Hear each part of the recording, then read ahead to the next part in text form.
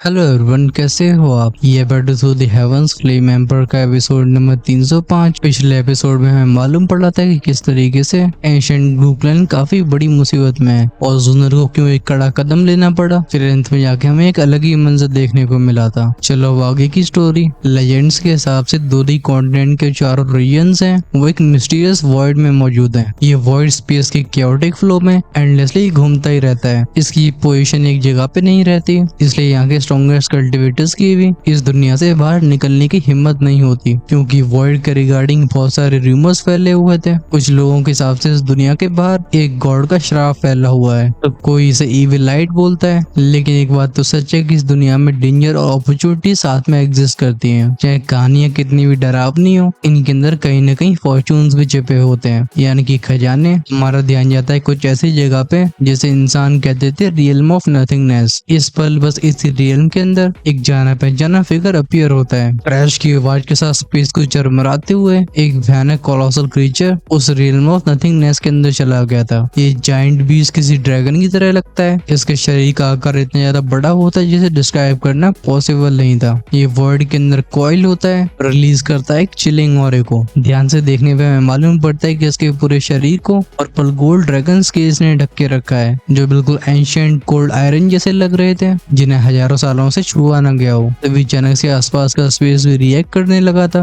गूंजने कुछ गर्गलिंग आवाजें। ये नीच पतले पतले थ्रेड्स में ट्रांसफॉर्म होके अपने आप को उस बीच की तरफ लेके आती हैं। ये वो 7 रंगों की ऊर्जाएं थी जिन्हें दुनिया में बहुत कम बार ही देखा गया। इस मोमेंट में उस ड्रैगन की वो इनॉर्मस आंखें खुलती हैं। वो चारों तरफ के वर्ल्ड को स्कैन करके बोलता है कैसी जगह है। उसे याद था जब वो जियाना और बाकियों से सेपरेट हुआ था, तब अपने एंशिएंट वर्ल्ड ड्रैगन क्लैन की मिस्टीरियस टेक्निक का इस्तेमाल करके उसने वापस से जियान को ढूंढने की कोशिश करी, लेकिन उसे अपनी तरफ खींच लेता है क्योटिक स्पेस। वो इस अजीब से वर्ल्ड के अंदर न जाने कितने लंबे समय से फ्लोट कर रहा है। शायद यहाँ पे समय भी अपना वजूद खो चुका है। कुछ देर के बाद उस मैसिव ड्रैगन की बॉडी एक इंटेंस ग्लो रिलीज करती है। जब ये चमक शांत होती है, हमें दिखाई देता है एक middle age man. Of course और कोई नहीं बल्कि जुकुन थे, दुकी कॉन्टिनेंट के एंशिएंट वर्ल्ड ड्रैगन क्लैन के ड्रैगन एम्परर, जो कि बीच रास्ते में जियान से सेपरेट हो गए थे। जुकुन खुद से सहाय करके बोलते हैं, आई वंडर जियान, गुयुआन और बाकी लोग क्या कर रहे होंगे। हाँ, जाने दो, पहले मुझे ढूंढना होगा कि मैं हूँ कहाँ पे। जुकुन चारों तरफ देखते हैं, लेकिन अभी ancient world dragon blood line के साथ भी वो इस मिस्टीरियस वर्ल्ड के किनारे को सेंस नहीं कर पाते हैं। इस जगह का फैलाव उनकी सोच से भी ज्यादा बियॉन्ड था। उनके दिल में एक चिल फैल जाती है। अपनी हजारों सालों की कल्टिवेशन के बाद भी वो इस स्पेस के नेचर को नहीं समझ पा रहे थे। इसी मोमेंट में उनके नीचे का स्पेस, जो कि बिल्कुल एंडलेस लग रहा था, वो बैंग बैंग बैंग की आवाजों के साथ क्रैक होना शुरू हो जाता है। दिखाई देता है मैजेस्टिक क्रिस्टल पैलेस। ये नजारा बिल्कुल किसी सपने की तरह लग रहा होता है। चारों तरफ सिल्वर और गोल्ड फैला हुआ था। ये ऊपर उठने वाला स्ट्रक्चर अपने अंदर लेके रखता है 7 रंगों के एनर्जी क्लस्टर्स को, और जुकुन खुद को उस पैलेस के द्वार पे पाते हैं। वो खुद से बोलते हैं, what the hell is this, मतलब ये कैसी जगह है। उनकी इंस्टिंक्ट्स बता रही थी कि रियल बिल्कुल ऑर्डिनरी नहीं है। यहाँ मौजूद हल्की सी एनर्जी भी उन्हें सरप्राइज कर सकती है। फिर इस पैलेस के बारे में बात क्या करनी। जब ये विचार उनके दिमाग में चल ही रहे थे, तभी उन्हें सुनाई दी थी एक डेलिकेट सी आवाज बोलती, तुम सच में नहीं जानते हो कि कौन सी जगह है। हाँ, हालांकि आवाज बिल्कुल साफ थी,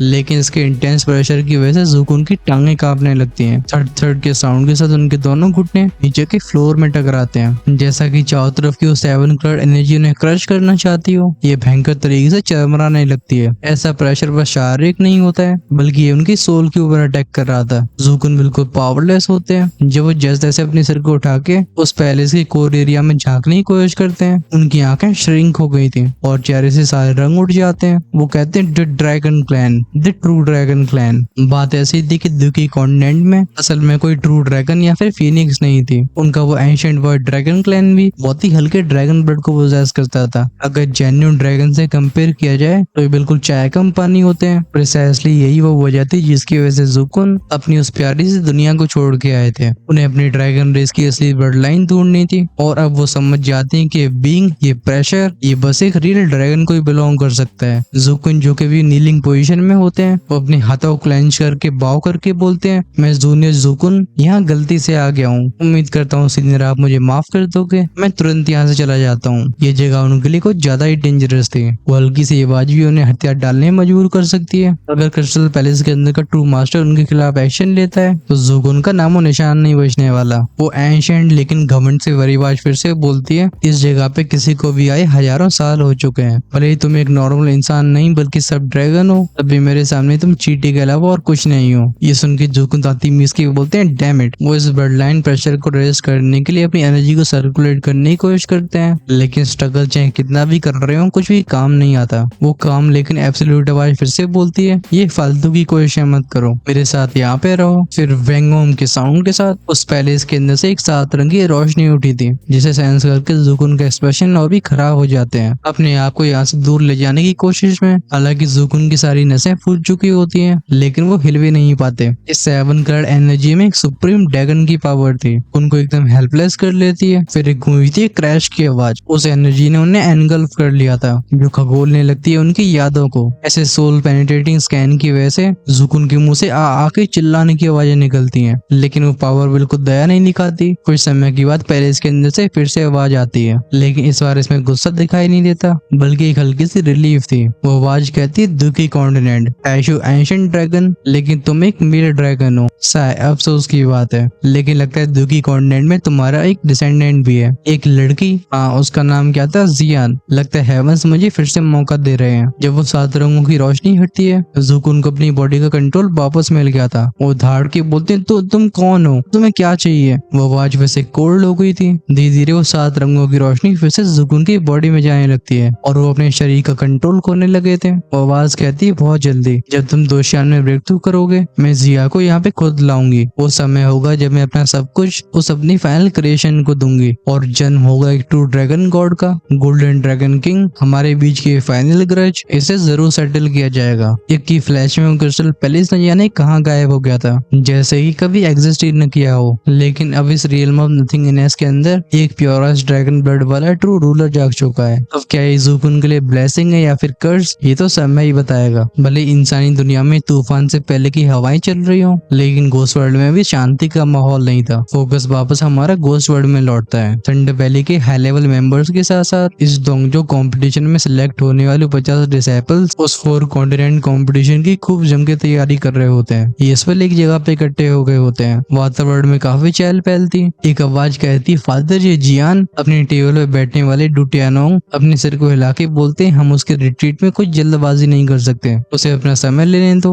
ओरिजिनली 1 महीने की प्रिपरेशन पीरियड के बाद वैली मास्टर अपने टॉप कंटेस्टेंट्स को लेके 4 कॉन्टिनेंट कंपटीशन की तरफ जाने वाले थे, लेकिन जियान को सिक्लूजन में गए हुए 2 महीने हो चुके हैं और अब भी जागने के साइंस को शो नहीं कर रहा। ये नेचुरली लोगों को परेशान करने वाला था। डुबी हुए पूछती है लेकिन अब 2 महीने हो गए हैं, क्योंकि उसे नहीं पता था कि जियान को कैसा हेवली सीड मिला है, इसलिए वो काफी बेसब्र दिखाई देती है। डुटियानो अपने सिर को लाके बोलते हैं चिंता मत करो, भले कंपटीशन पास आ चुका हो, लेकिन जियान हमें डिसअपॉइंट नहीं करेगा। वैसे भी अभी कंपटीशन को शुरू होने में पूरे 3 महीने रह गए होते हैं। नजारा दिखाया जाता है थंडर वैली की गहराइयों का, जहाँ जियान ने फाइनली अपनी आंखें खोली थी। उसके चेहरे पे अपीयर होती है गहरी स्माइल। वो हू करके बोलते हैं फाइनली। जो अपने हाथों को क्लेंच करके अपने शरीर में उस रेडिएंट एनर्जी को फील करता है, वो खुद को हंसने से रोक नहीं पाता। जियान कहता है ये रिट्रीट पूरे 2 महीने खा गई। मैं शुरुआत में बस इस हेवली सीड को रिफाइन करना चाहता था, लेकिन मैंने भी सोचा नहीं था कि इतना ज्यादा पेचीदा होगा। अभी मुझे इसका अफसोस नहीं है।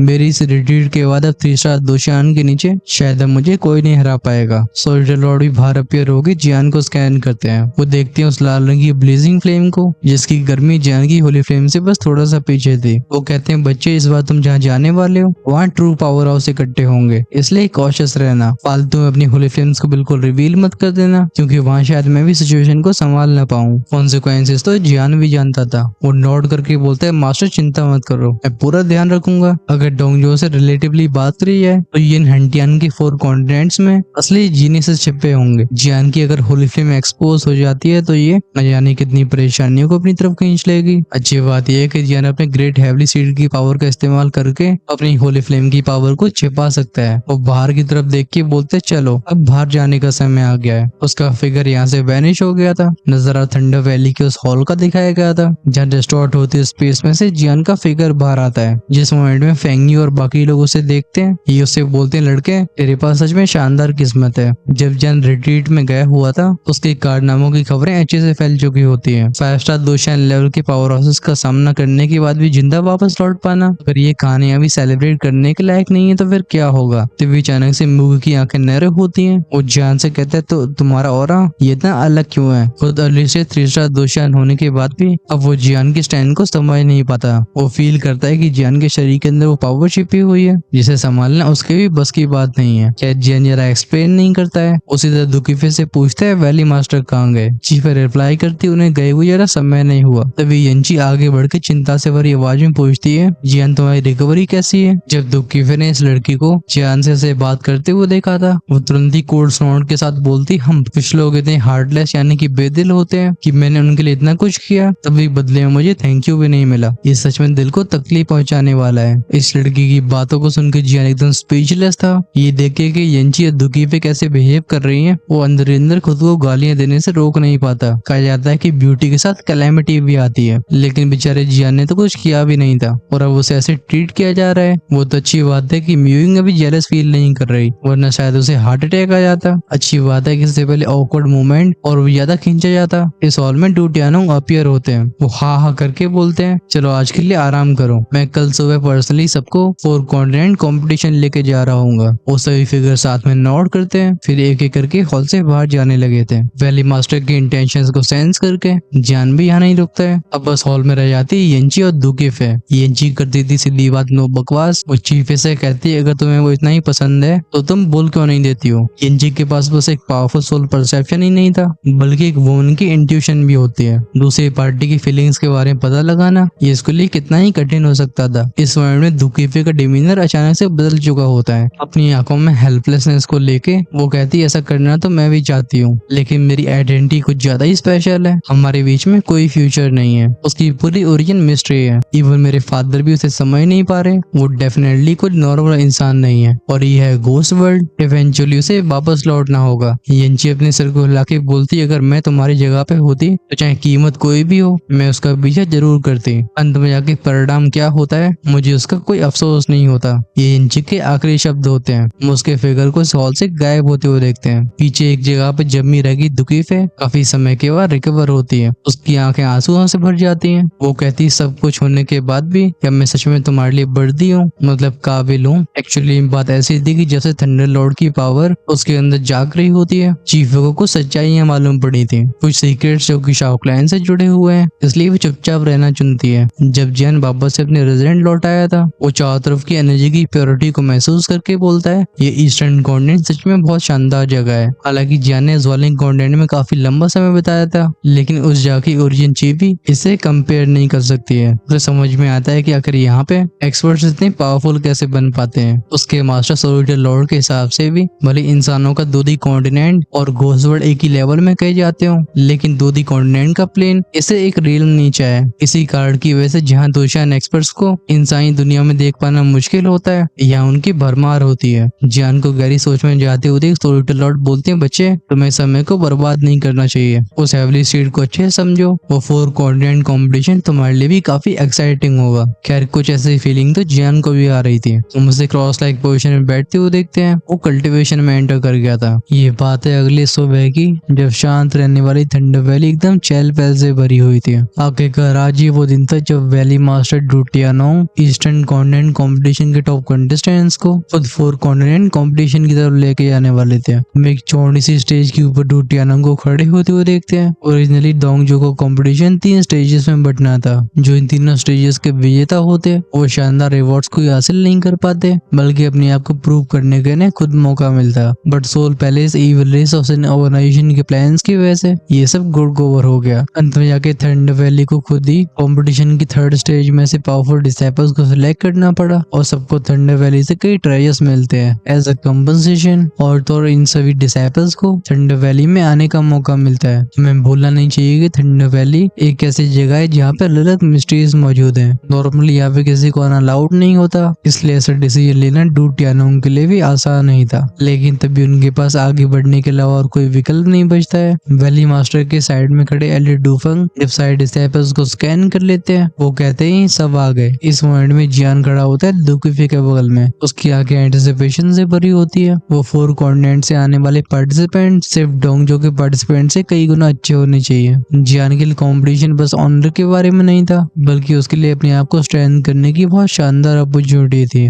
ऑफ कोर्स उससे वो जरूरी मिशन भी कंप्लीट करना होता है। हालांकि अपनी पावर को तेजी से बढ़ाने का बस एक तरीका है है होली फ्लेम्स को डिवोर करना, लेकिन होली फ्लेम्स एकदम रेयर और इल्यूसिव चीजें हैं, इन्हें ढूंढना इतना आसान कैसे हो सकता है। इसलिए जियान अक्सर नई तरीकों की तलाश करता रहता था। इन तरीकों में से एक होता है पावरफुल ओपोनेंट से बैटल करना। खैर एंटिसिपेशन तो चारों तरफ फैली होती है। डिसाइपल्स चुपचाप से एक दूसरे की कानों फुसफुसा भी रहे होते हैं। कोई कहता है तो फाइनली ये शुरू होने वाला है। मैंने सुना ये 4 कॉन्टिनेंट कंपटीशन और यिन हंटियान का सबसे ग्रेटेस्ट इवेंट है। बाकी ये तीनों कॉन्टिनेंट्स ने भी अपने पावरफुल फिगर्स को भेजा होगा। तब एक बंदी बोलती है वहां पे देखो, तो कोई और कहता है जब तक तुम इस कंपटीशन में अच्छा परफॉर्म कर पाते हो, लीसोल टेरिटरी के अपर एशेलोन्स तुम्हें अपने फैक्चर में ले सकते हैं और ये लाइफ का सबसे बड़ा ओनर होगा। जब लोग बात करते हैं लीसोल टेरिटरी की, इनकी आंखें कुछ अलग ही लाइट से चमकती हैं। यहाँ मौजूद सब अच्छे से जानते थे कि अगर लीसोल टेरिटरी की पावर्स इन्हें प्रोटेक्ट नहीं कर रही होती तो इस दुनिया में से शांति कहाँ होती। जियान के शानदार सोल परसेप्शन से ये सब बातें कैसे छिप सकती थी। वो खुद से बोलता लीसोल टेरिटरी, चाहे सोल्टर लॉर्ड हो या फिर बाकी ये लोग, इस जगह के बारे में रूमर्स कम नहीं होते।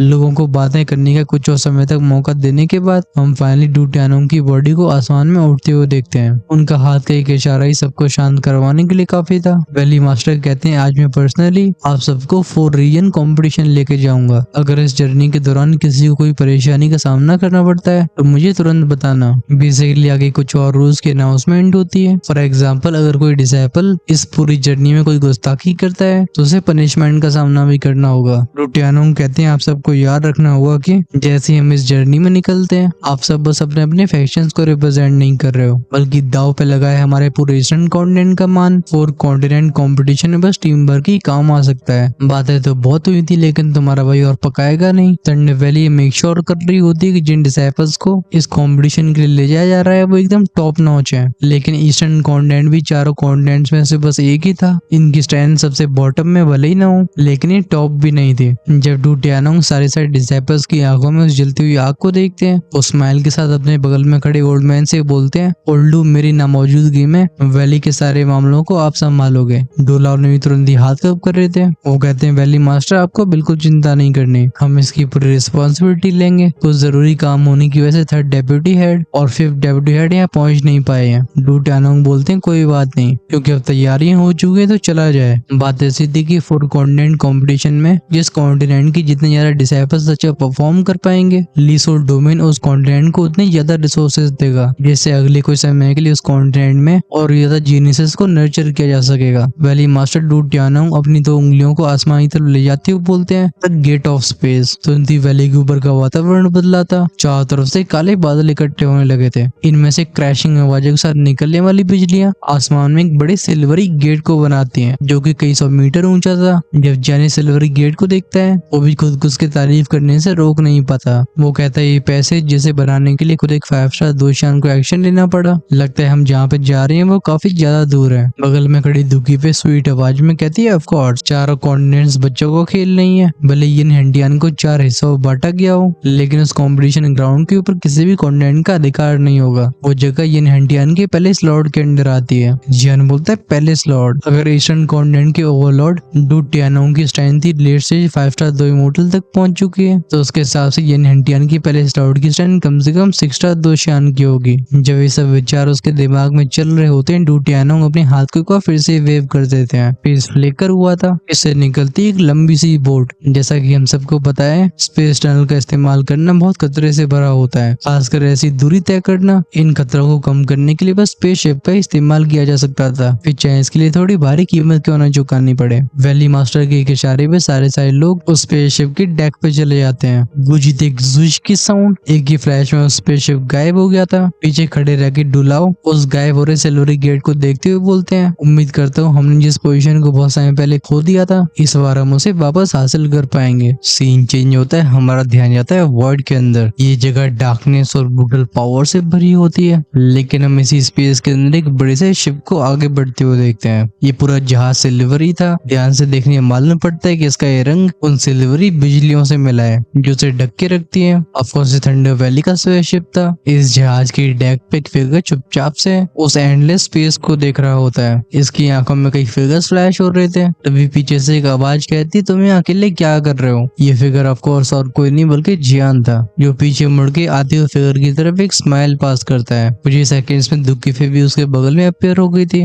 वो फिर से बोलती तुम यहाँ कर क्या रहे हो, और सबका ध्यान अपनी कल्टीवेशन के ऊपर है। क्या तुम पीछे रहना चाहते हो? जियान अपनी खोपड़ी खुजा के बोलते नहीं, ऐसी बात नहीं है कि मैं कल्टीवेट नहीं करना चाहता, लेकिन समय समय पे हमें थोड़ा रिलैक्स भी होना चाहिए। वेल बात ऐसी थी कि जियान ओरिजिनली अपने कमरे में जाकर प्रैक्टिस करने की सोच रहा था, लेकिन वो 2 महीने से प्रैक्टिस ही कर रहा होता है। फाइनली अपनी दिल की बात को सुन के वो इस अंधकार से भरे स्पेस को देखने के लिए आ जाता है। वो पूछता है वैली मास्टर कहाँ है? चीफ एक्सप्लेन करती है मेरे फादर कुछ एल्डर्स के साथ मिलकर जारी की एनर्जी को मेंटेन कर रहे हैं। आखिरकार जर्नी काफी लंबी होने वाली है, बिना एक्सटर्नल एनर्जी के सपोर्ट के हमें अपने कल्टीवेशन बेस का इस्तेमाल करना होगा। जियान स्माइल के साथ नोट करता है। कुछ पलों तक दोनों के बीच में बातें चलती रहती हैं। सीन इसी स्पेशल पैसेज की किसी और जगह का दिखाया जाता है। अगर दूरी के हिसाब से देखा जाए तो ये जगह थंडर वैली के स्पेसशिप से कुछ 100 किलोमीटर की दूरी पे होगी। स्पेस टनल के हिस्से में रिलेटिवली एक छोटा सा शिप मौजूद होता है। इसकी डेक पे एक बंदा बोलता है मास्टर म्यूशी,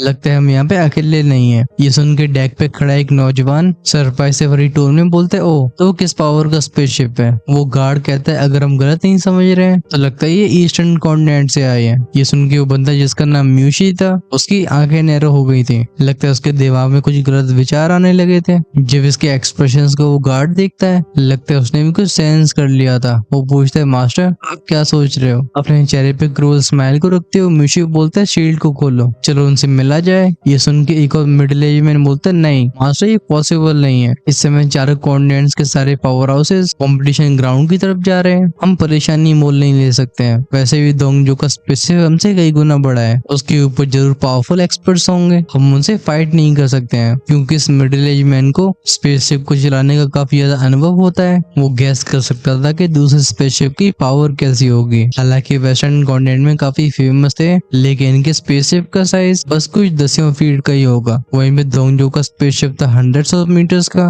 जिसमें कई पावरफुल एक्सपर्ट्स बन सकते हैं। लेकिन लगता है घमंड की वजह से म्यूशी को सबकी परवाह नहीं थी। वो हम करके बोलते ज्यादा मत बोलो, इस शिप की एनर्जी फादर मेंटेन कर रहे हैं, उन्हें डिस्टर्ब मत करना, चिंता मत करो मैं सब कुछ सोच चुका हूँ। वो सबऑर्डिनेट फिर से बोलता है मास्टर क्यों ना हम इसके बारे में पहले पवेलियन मास्टर को बताएं, अगर कुछ हो जाता है तो हम परिणामों को संभाल नहीं पाएंगे। म्यूशी कहता है जो भी होगा मैं संभालूंगा, शील्ड को ओपन करो। वो मिडिल एज में समझ चुका था कि अब इस मुसीबत से बचा नहीं जा सकता। वो दांती मीस के कहता है ठीक है शील्ड को ओपन करो। जैसे उसके शब्द फैले थे इसके स्पेसशिप को ढकने वाला जो बैरियर था हम उसमें एक गैप को बनते हुए देखते हैं, और म्यूशी स्पेसशिप से बाहर चला गया था। ये स्पेशल पैसेज इतना ज्यादा डेंजरस है कि दो शांस भी इसका सामना लंबे समय तक नहीं कर सकते थे। सीन वापस से थंडर वैली के शिप पे लौटा था। अचानक से लोगों को एक पैनी सी आवाज सुनाई देती है जो थी जुश बूम की साउंड। दुखी जियान जो कि चुपचाप से इस एंडलेस स्पेस को घूर रहे होते हैं, वो अचानक से अपनी भौं उठा लेते हैं। खासकर अपनी सोल स्ट्रेंथ का इस्तेमाल करके जियान सेंस कर पाता है कि कोई चीज स्पेस की तरफ तेजी से आ रही है। जियान के ऐसे एक्सप्रेशंस को देख के दुखी हुए पूछते क्या हुआ? जियान एक दिशा की तरफ इशारा करके बोलता है एक और अप्रोच कर रहे हैं और ये एक्सट्रीमली डेंजरस ऑपरेसिव हो रहा था। दुखी हुए पूछती क्या ये स्पेशल स्टॉर्म है? जियान से बीच में रुक के बोलता है नहीं दुश्मन है। इसी मोमेंट में एक साइलेंट लेकिन कलरलेस स्पेशल एनर्जी बूम की आवाज के साथ स्पेसशिप की शील्ड से टकराती है। दुखी हुई पूछती है अब हम क्या करें? जियान हालात को देखते हुए बोलता है क्योंकि वैली मास्टर स्पेसशिप को कंट्रोल कर रहे हैं उन्हें डिस्ट्रैक्ट नहीं किया जा सकता। वैसे भी यहाँ से कंट्रोल सेंटर के बीच में काफी दूरी है, इसलिए मैंने रोकता हूँ, तुम जब वैली मास्टर को इन्फॉर्म करो। दुखी फिर नोट करती है। नेक्स्ट मोमेंट में जियान का फिगर डेक से गायब हो जाता है। जब म्यूशी बाहर आने वाली जियान के फिगर को देखता है वो हंस के बोलता है ओ तो ये एक ईस्टर्न कॉन्टिनेंट का पावर हाउस है। जियान अपनी तरफ से कोई अटैक नहीं करता,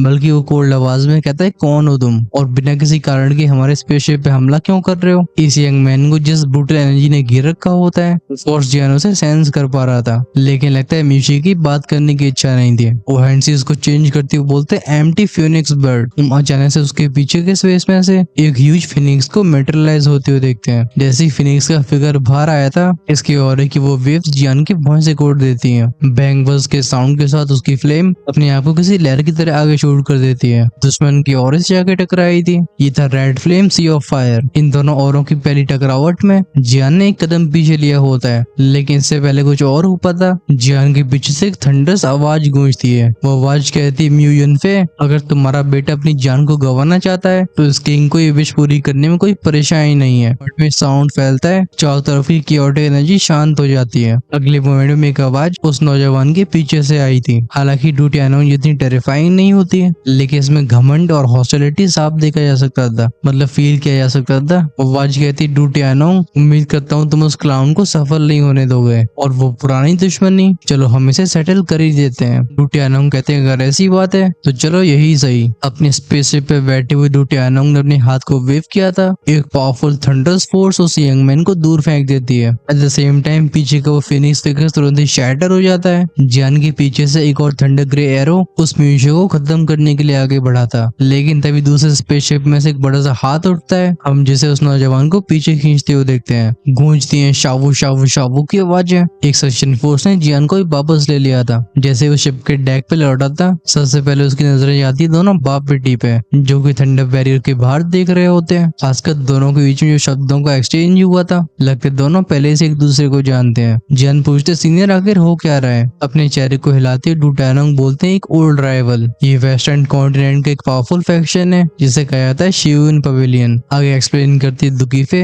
वो बताती है कि जब मैं छोटी थी तब 4 कॉन्टिनेंट कॉम्पिटिशन के दौरान इन लोगों ने अपने यंग मास्टर से मेरी शादी करवाने की कोशिश करी, मतलब मैरिज कॉन्ट्रैक्ट। जब मेरे फादर ने इसे इनकार किया तो ये लोग मुझे किडनैप करने से पीछे नहीं हटे। जियान पूछते और आगे दुकीफे बोलती है तब मेरे फादर गुस्सा हो गए थे। जब उन्होंने सच्चाई को सबके सामने रखा तो शिवन पवेलियन के थर्ड लीडर ने सब कुछ मानने से इनकार कर लिया, जिससे फाइनली फादर अपने आप को कंट्रोल नहीं कर पाए और उसे खत्म कर डाला। यहाँ तक बोलते बोलते दुकीफे की आंखों में हल्का सा गिल्ट फ्लैश होता है। अगर वो तब इतनी भोली नहीं होती तो शिवन पवेलियन के चक्कर में कैसे पड़ती। हालांकि चीफे ने बातें काफी कैजुअल टोन में करी होती है, लेकिन ये सुन के जियान की धड़कनें तेज हो जाती हैं। एक पावरफुल फैक्शन के थर्ड लीडर को खत्म कर डालना, लगता है डू टियानोंग को किसी का भय नहीं है। हाउएवर जब जियान अपनी बेटी के बारे में भी ऐसा कुछ सोचता है, उसे समझ में आता है कि शायद वो भी ऐसा ही करता। दुकीफे बोलती और क्या, बस फादर के एक थप्पड़ में वो खत्म हो गया था, उसका नामो निशान नहीं बचा। लेकिन जियान तुम्हें उस थर्ड हेड की स्टैंड को हल्के में नहीं लेना चाहिए, वो तब भी एक फोस्टर दोषियान था। जियान अपने सूख चुके गले से सलाइवा को गटकते हुए बोलता है चारों कॉन्टिनेंट के टॉप पावर हाउसेस के सामने एक फोस्टर दोषियान को एक स्लैब से खत्म कर देना भली भली मास्टर कितने भी टेरिफाइंग हो, लेकिन लगता है शिवन पवेलियन की बहुत बड़ी बदनामी भी होगी, जिस वजह से वो दुश्मनी मान बैठे हैं। अब उसे फाइनली रियलाइज होता है कि आखिर उस नौजवान ने बिना हेजिटेशन के उनके शिप के ऊपर हमला क्यों कर दिया। लगता है वो नफरत हड्डियों की गहराइयों में पहुंच चुकी है। उसके बार बार बदल रहे एक्सप्रेशंस को देख के